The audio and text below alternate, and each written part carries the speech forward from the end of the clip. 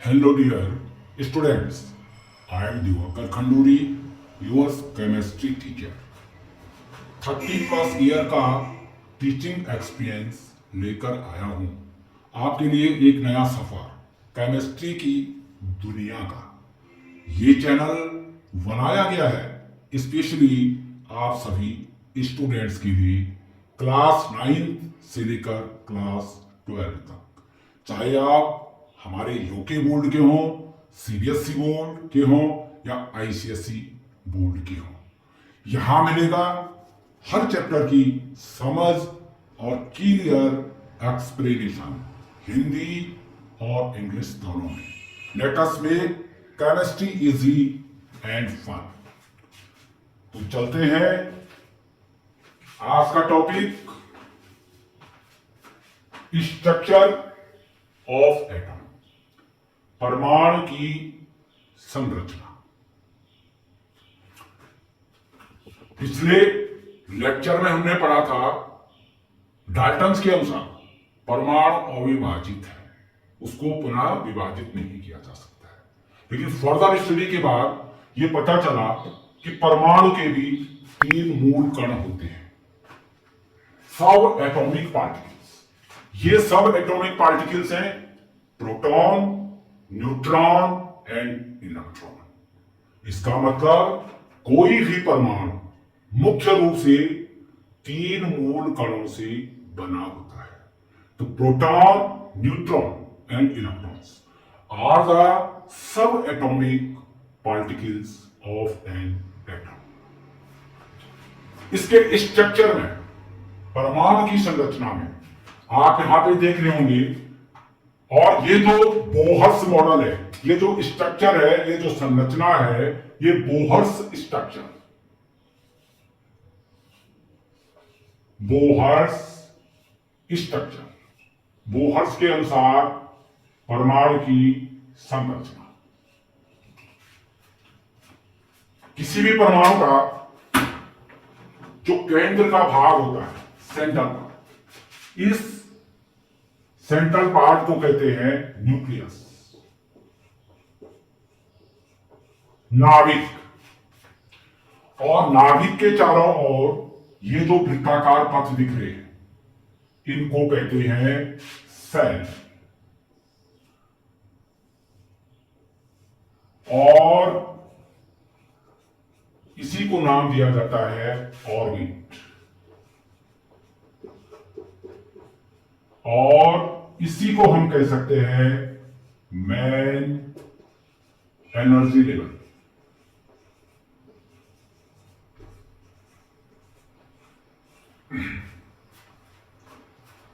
तो नाभिक के चारों ओर जो एक वृत्ताकार पथ है, इसको कहते हैं हिंदी में कोश, कक्षा और मुख्य ऊर्जा स्तर। परमाणु की संरचना में जो केंद्र का भाग है, जिसे न्यूक्लियस कहते हैं, इसमें इसके 2 सब एटॉमिक पार्टिकल होते हैं, एक प्रोटॉन P और एक न्यूट्रॉन N। हमने इसको रिप्रेजेंट किया है। और साथ साथ इसके नाभिक में आप देख रहे होंगे धन आवेश, पॉजिटिव चार्ज है। इनको, प्रोटॉन और न्यूट्रॉन को एक साथ बोलते हैं न्यूक्लियॉन्स, प्रोटॉन एंड न्यूट्रॉन। और ये electrons, these electrons moves around the circular path. ये इन वृत्ताकार कक्षाओं में चक्कर लगाते रहते हैं। ये फिक्स नहीं है, स्थिर नहीं है, गति करते रहते हैं नाभिक के चारों ओर। और इन सर्कुलर पाथ जो ये सेल है, इनमें इलेक्ट्रॉन प्रत्येक कक्षा में फिक्स है। बोहर के अकॉर्डिंग पहली कक्षा यहां पे आप देख रहे होंगे प्रदर्शित करते हैं कि LMN। और ध्यान रखिए, ये मैक्सिमम होती है 7। ये नहीं कि LM और N ही 4 सेल होती है, नहीं, ये मैक्सिमम हो सकती है 7। जितने भी अभी तक एलिमेंट्स डिस्कवर्ड है, तो किसी भी एलिमेंट का, चाहे उसका एटॉमिक नंबर वेरी हाई क्यों नहीं है, उसका भी जो इलेक्ट्रॉनिक कॉन्फ़िगरेशन होगा वो 7 सेल में कंप्लीट होगा। लेकिन पहली कक्षा के L, M और N, इनमें जो इलेक्ट्रॉनों की अधिकतम संख्या है 2, 8, 18 और 32, और सबसे अंतिम जो कक्षा है उसमें भी 8 से अधिक इलेक्ट्रॉन नहीं हो सकते हैं। उसके अंदर की कक्षा आप देख रहे होंगे, इसको बोलते हैं पेनिउल्टीमेट सेल। अंतिम कक्षा से पहली वाली कक्षा को बोलते हैं पेनिउल्टीमेट सेल। इसमें भी 18 से अधिक इलेक्ट्रॉन नहीं हो सकते हैं।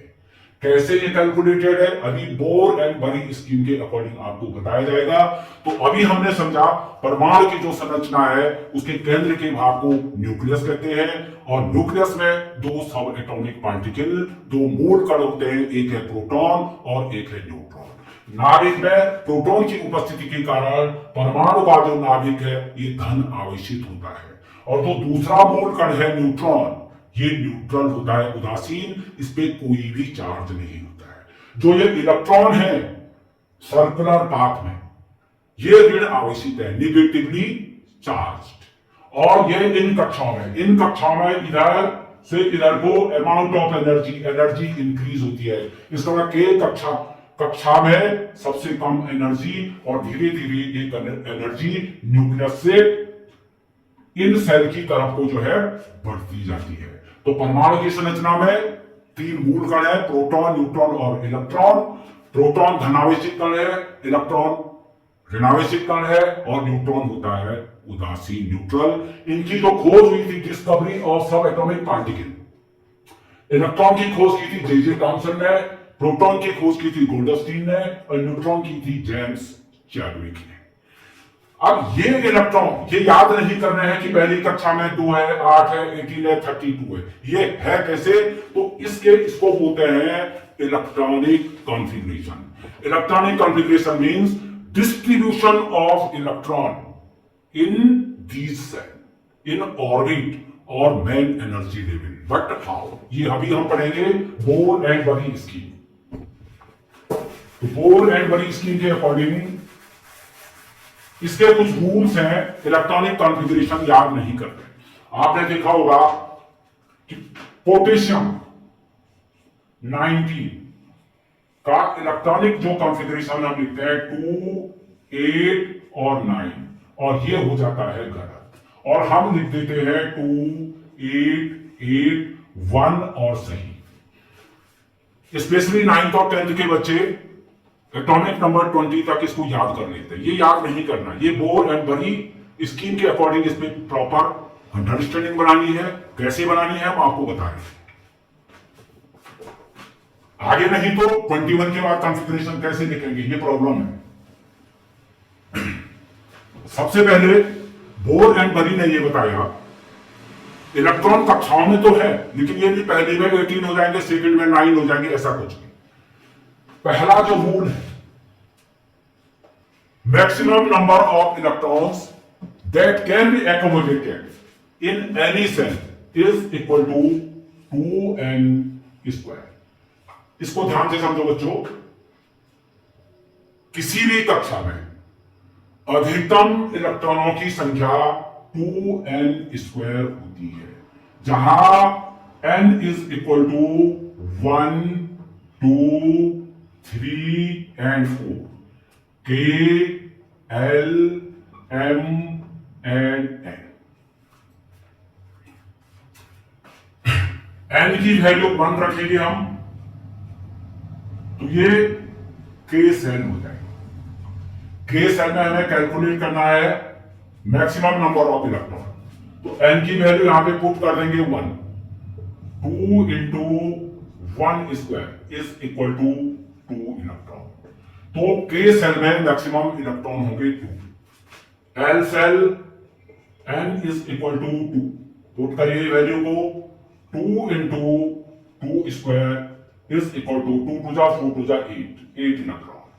In third cell N is equal to 3m।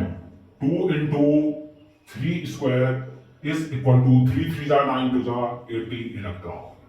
In fourth cell n is equal to 4n cell। 2 into 4 square is equal to 4 4 the 16 to the 32 electron. अब इस बोर बरी स्कीम के अकॉर्डिंग अगर हम n की वैल्यू 5 रखें तो n equal to 5 रखने पे 5 5 जा 25 टू जा 50 इलेक्ट्रॉन। फिर इसी तरीके से आगे चलेंगे। फिर इनका दूसरा रूल है, यहां पे आप इलेक्ट्रॉनिक कॉन्फ़िगरेशन लिखते हैं, आपने देखा होगा यहां पे ठीक है। सोडियम सबको मालूम है atomic number is 11। Electronic configuration, configuration का मतलब distribution of electron in various. कक्षाओं में इलेक्ट्रॉनों के वितरण को बोलते हैं इलेक्ट्रॉनिक विन्यास। इसके अनुसार आप लिख देते हैं पहली कक्षा के में 2 इलेक्ट्रॉन ठीक है, दूसरी कक्षा एल में जो है 8 इलेक्ट्रॉन ठीक है, एम में जो है तीसरी कक्षा में 1। तो 8 + 2 10 + 1 18, क्योंकि ये इलेक्ट्रॉनों का जो सम होगा उदासीन परमाणु में ये एटॉमिक नंबर के इक्वल होगा। इसके आगे आपने देखा होगा पोटेशियम 19 कॉन्फ़िगरेशन। अब अगर ये लिखते हैं 2 8 9, ये यहां पे गलत हो जाता है, क्योंकि बोर एंड बरी के दूसरे रूल के अकॉर्डिंग ये अब बन गई लास्ट सेल। अंतिम कक्षा में 8 से अधिक इलेक्ट्रॉन नहीं हो सकते हैं, और 8 के बजाय यहां पे हम 8 भी नहीं कर सकते क्योंकि सम जो है गलत हो जाएगा एटॉमिक नंबर। तो बोर एंड बरी के अनुसार जो जैसे ही अंतिम कक्षा में 8 इलेक्ट्रॉन हो जाते हैं तो नई कक्षा का बनना प्रारंभ हो जाता है। इसलिए ये जो 11th इलेक्ट्रॉन है ये के एल एम और एन सेल में प्रवेश पाएगा। The correct electronic configuration of potassium is 2881, not 289, according to Bohr and Bury scheme। आगे देखिए, पोटेशियम के बाद आता है कैल्शियम। कैल्शियम का atomic number 20, configuration is 2 8 8 2, K L M and N। ठीक है, 8 + 8 16, 18 + 2 20 इलेक्ट्रॉन। तो ये 20 इलेक्ट्रॉन का डिस्ट्रीब्यूशन है। इन 20 इलेक्ट्रॉन में से कैल्शियम की पहली जो सेल है कि उसमें 2 इलेक्ट्रॉन होंगे, दूसरी में भी 8 होंगे, तीसरी में 8 होंगे और चौथी में होंगे 2। अब आगे थोड़ा सा सोचने वाली बात है कि अगर अंतिम कक्षा में 8 इलेक्ट्रॉन हो जाते तो नई कक्षा का बनना प्रारंभ हो जाता है। यहां पे फिर तीसरा नियम है, वो नियम ये है अब इस कक्षा में ये अब अंतिम कक्षा बन गई, इसमें थर्ड इलेक्ट्रॉन अब तब तक इंटर नहीं होगा जब तक अकॉर्डिंग टू रूल इस थर्ड सेल में मैक्सिमम नंबर ऑफ इलेक्ट्रॉन ना हो जाए। ये स्कैंडियम 21 से लेकर के ज़ेडन 30 तक, ये हालांकि 10th जो है यूके बोर्ड सीबीएसई बोर्ड में नहीं है, आईसीएसई बोर्ड में है कि अब यहां हम कॉन्फ़िगरेशन कैसे लिखें। देखिए, अगर हम स्कैंडियम 21 का कॉन्फ़िगरेशन लिखेंगे तो according to rule Bohr and Bury ये कहते हैं कि यहां थर्ड इलेक्ट्रॉन तब तक इंटर नहीं होगा जब तक according to rule third shell में मैक्सिमम इलेक्ट्रॉन न हो जाए। और थर्ड सेल में जो मैक्सिमम नंबर ऑफ इलेक्ट्रॉन है 2 × 3 स्क्वायर = 18 इलेक्ट्रॉन। पहले 18 इलेक्ट्रॉन की फिलिंग यहां होगी, मींस स्कैंडियम का हो जाएगा 2 8 9, यहां होगा ये इलेक्ट्रॉन, यहां 2 ही रहेगा। कुछ कंडीशंस को छोड़ करके इनमें 2 ही रहेगा और इसमें इलेक्ट्रॉन इंक्रीज होते जाएंगे अप टू 18। अब इसके बाद होगा 2 8 10 2 11 12 13 14 15 16 17 और 18। सपोज इसके बाद निकिल है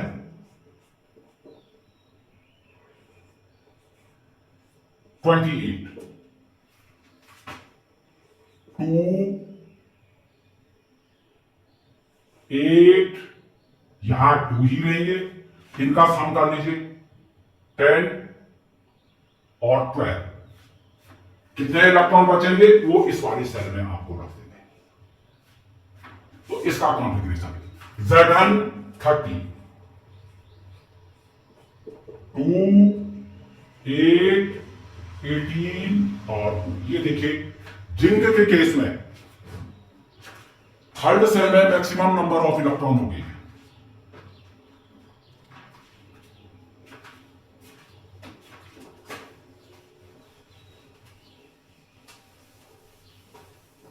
जिंक के केस में Zn30 2 8 18 2। अब इसके जो लास्ट सेल है उसमें 2 इलेक्ट्रॉन आ गए और उससे पहली सेल में जो है 18 इलेक्ट्रॉन है। तो इसके बाद जो नेक्स्ट एलिमेंट होगा गैलियम 31 Ga31। अब यहां पे according to rule third shell में मैक्सिमम नंबर ऑफ इलेक्ट्रॉन होगी। अब यहां थर्ड इलेक्ट्रॉन इंटर होगा 2 8 18 एंड 3। फिर 4 5 6 7 8 फिर न्यू सेल रीजनरेट होगी 1 और 2। फिर ये रिपीट होता रहता है। इस तरीके से आप किसी भी एलिमेंट का सेल में इलेक्ट्रॉनिक कॉन्फ़िगरेशन को लिख सकते हैं। यहां पे एक्सेप्शन भी है Cr24 और Cu29।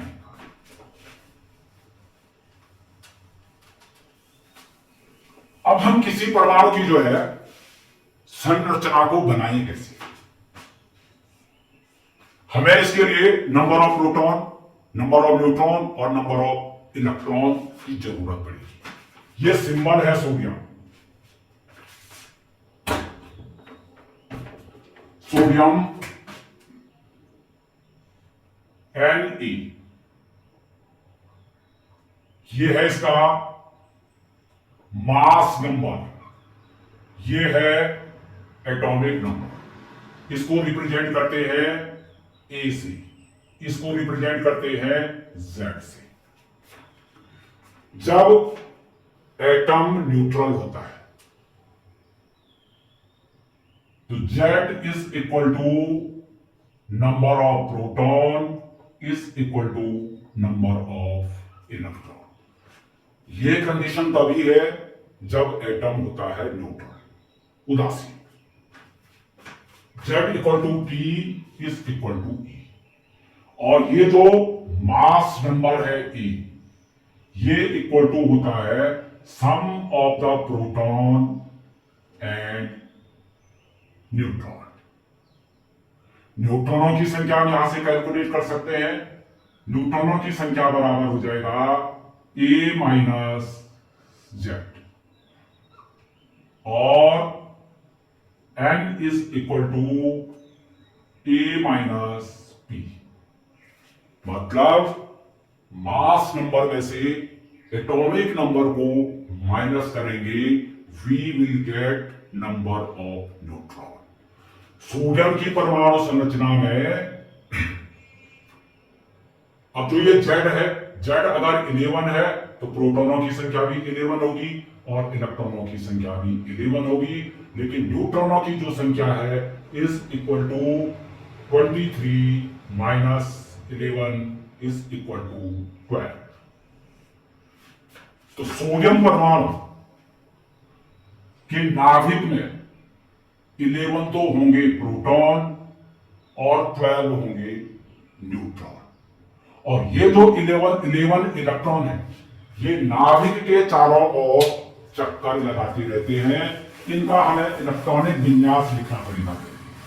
अब हमने इलेक्ट्रॉनिक विन्यास लिखा सोडियम का Na, परमाणु क्रमांक एटॉमिक नंबर इज 11, 2 8 एंड 1। मतलब पहली कक्षा में 2 इलेक्ट्रॉन, दूसरी कक्षा में 8 इलेक्ट्रॉन और तीसरी कक्षा में 1 इलेक्ट्रॉन। ये सोडियम का इलेक्ट्रॉनिक कॉन्फ़िगरेशन है। अब प्रोटॉनों की संख्या बराबर हो जाएगा परमाणु क्रमांक 11 इलेक्ट्रॉनों की संख्या, परमाणु उदासीन है, ये भी हो जाएंगे 11, और न्यूट्रॉनों की संख्या हो जाएगी 23 माइनस 11, 12। अब ये इसका जो है न्यूक्लियस हो गया है, sorry, P is equal to 11, N is equal to 12।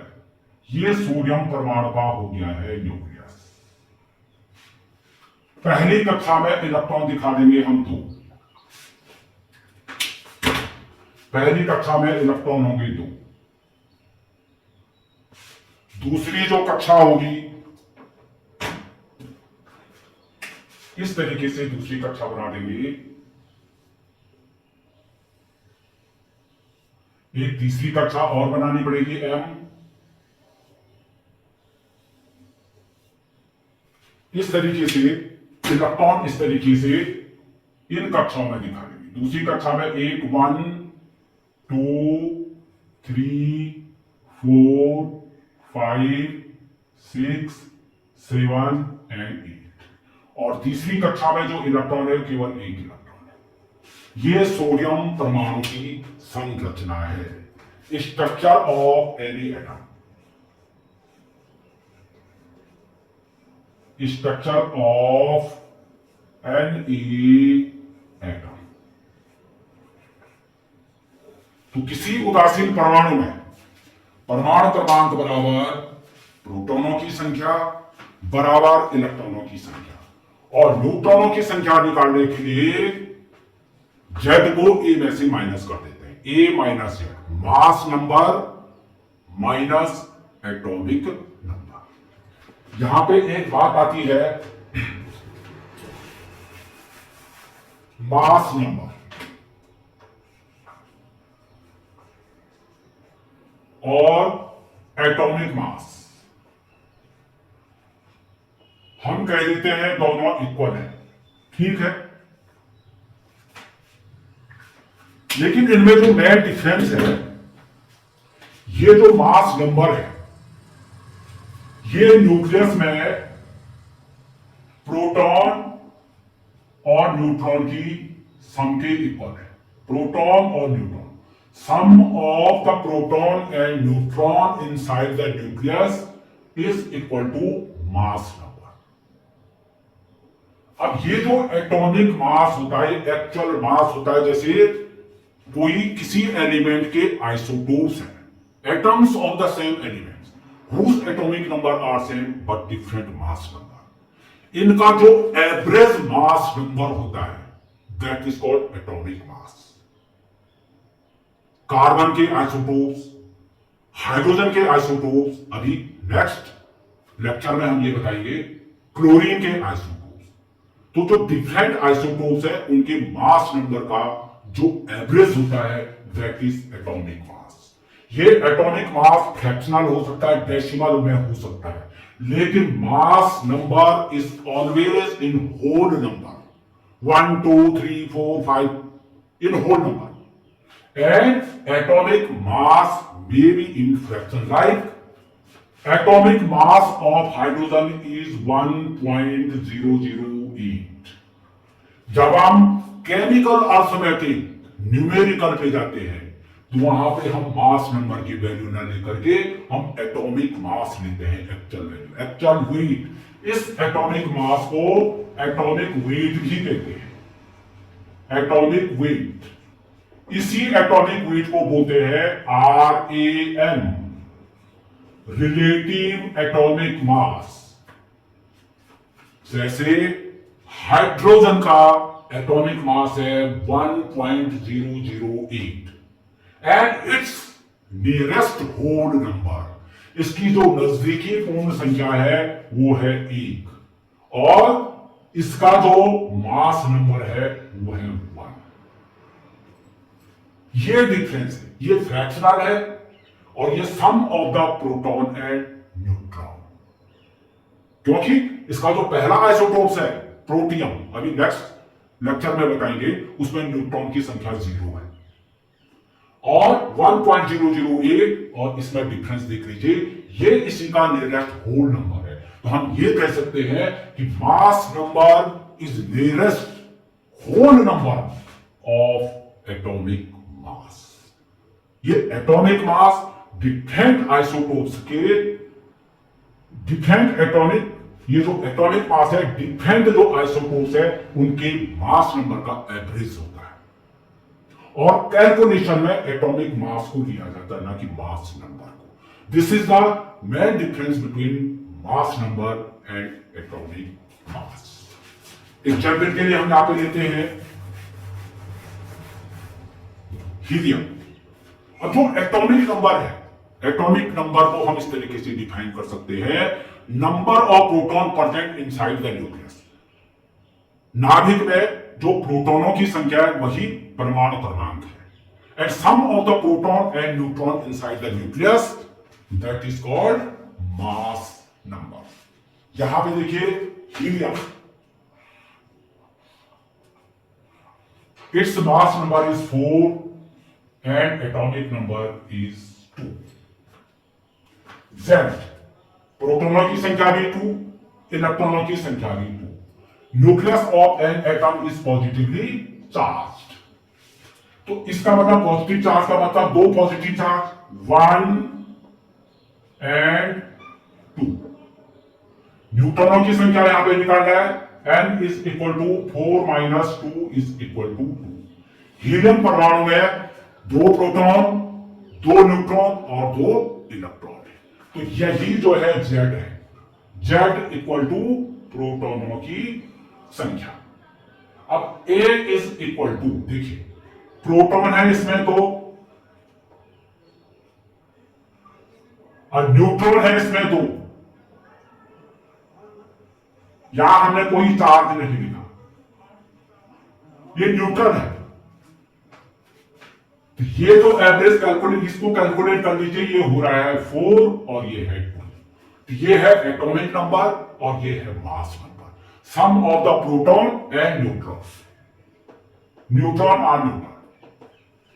This is the main difference between mass number and atomic number. Suppose X is an element, its atomic number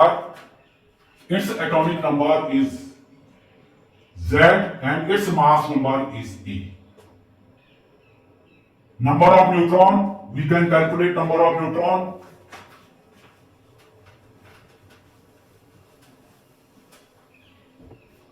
Number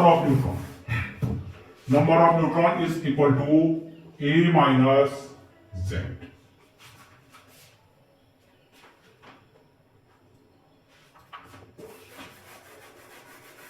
तो total nucleus में positive charge क्या है, number of proton present inside the nucleus is atomic number and sum of the proton and neutron is equal to mass number. और mass number is nearest whole number of atomic weight और atomic mass और REM, relative atomic mass.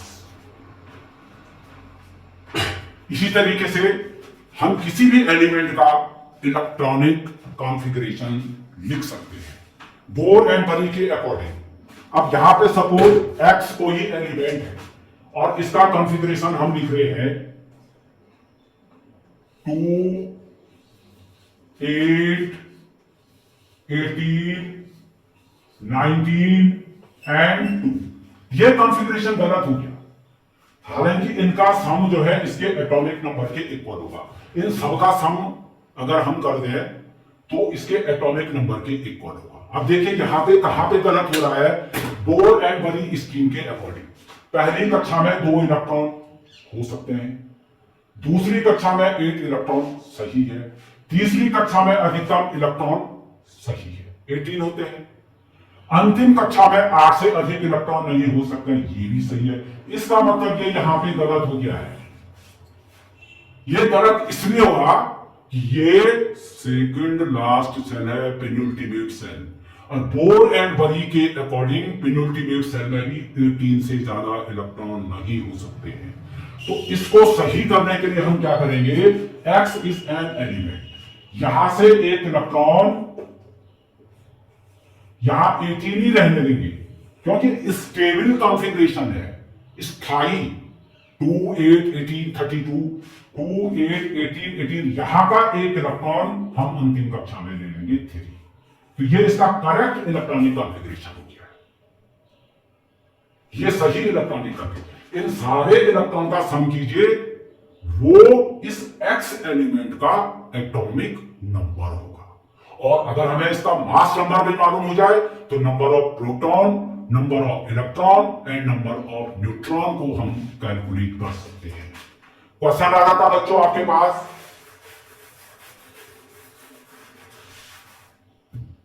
Element is oxygen, its mass number is 60 and atomic number is 8. Calculate number of proton, neutron and electron and draw its atomic structure. इसके परमाणु की संरचना बनानी है। तो ये आपको पता है Z और ये है A। Z is equal to प्रोटोनों की संख्या बराबर इलेक्ट्रॉनों की संख्या, लेकिन तब जब परमाणु उदासीन है, when an atom is neutral, ये कंडीशन तब है। आयन के केस में Z equal to P does not equal to E, क्योंकि आयन कब बनते हैं अब नेक्स्ट लेक्चर में बताएंगे। when neutral atom lose or gain electrons, ions are the positively and negatively charged species. Positively and negatively charged species are called ions, cation and anion. In case of cation and anion, परमाणु बराबर प्रोटॉनों की संख्या but does not equal to इलेक्ट्रॉनों की संख्या, क्योंकि electron या तो लॉस होते हैं या तो गेन होते हैं। नेक्स्ट लेक्चर में इसकी बात करेंगे। और न्यूट्रॉनों की संख्या, अगर इसका परमाणु ये एटॉमिक नंबर इसका Z है तो ये 8, ये भी 8 और ये भी 8। प्रोटॉनों की संख्या भी मालूम हो गई, इलेक्ट्रॉनों की संख्या भी मालूम हो गई। अब न्यूट्रॉनों की संख्या में निकालनी n फॉर न्यूट्रॉन, तो A minus Z, A is 16 and Z is 8 equal to 8। तो इसका मतलब ऑक्सीजन के परमाणु में 8 प्रोटॉन, 8 इलेक्ट्रॉन और 8 न्यूट्रॉन है, और इसकी परमाणु की संरचना बनानी है तो हम इस तरीके से जो है बना लेंगे। ऑक्सीजन 8 कॉन्फ़िगरेशन, पहली कक्षा में 2, दूसरी में 6, K and L। Proton P is equal to 8, इलेक्ट्रॉनों की संख्या बराबर 8 एंड न्यूट्रॉनों की संख्या बराबर 60 माइनस 8 ऑल्सो इज इक्वल टू 8। तो सबसे पहले हम इसका nucleus P is equal to 8, N is equal to 8, पहली कक्षा ड्रॉ कर देंगे। इसमें देखिए इलेक्ट्रॉन दिखा दीजिए, पहली कक्षा में 2 और दूसरी कक्षा इस तरीके से ड्रॉ कर देंगे और इसमें आ जाएंगे 6 इलेक्ट्रॉन, सॉरी 6 इलेक्ट्रॉन, 1 2 3 4 5 और 6। इस प्रकार से हम ऑक्सीजन या किसी भी अन्य एलिमेंट के परमाणु की संरचना बना सकते हैं। हमें मालूम होना चाहिए न्यूट्रॉनों की संख्या, और न्यूट्रॉनों की संख्या को हम निकालेंगे A माइनस Z से। अब क्या प्रोटॉनों की संख्या, नाभिकों पर स्थित प्रोटॉनों की संख्या बराबर परमाणु क्रमांक atomic number and sum of the proton and neutron nucleus, इनका जो सम होगा वो उसके मास नंबर के इक्वल होगा। इस प्रकार से आप किसी भी परमाणु की संरचना को प्रदर्शित कर सकते हैं। और आगे हम अगले लेक्चर में लेंगे आइसोटोप्स, आइसोमर और इलेक्ट्रॉनिक कॉन्फ़िगरेशन। लिखने में अगर डाउट कहीं पे हो तो कमेंट में जरूर बताइए, हम अगले उसमें डाउट चिल्ड्रंस क्लास आपकी लेंगे। यदि आपको कुछ हेल्प इस वीडियो के द्वारा मिली हो तो चैनल को लाइक और सब्सक्राइब जरूर करें, क्योंकि ये चैनल स्पेशली मैंने आपके लिए ही बनाया है। समर वेकेशन है, कुछ तो आप इससे हेल्प लेकर के सीख सकते हैं। ऑल द बेस्ट, मिलते हैं नेक्स्ट लेक्चर में। Thanks for watching.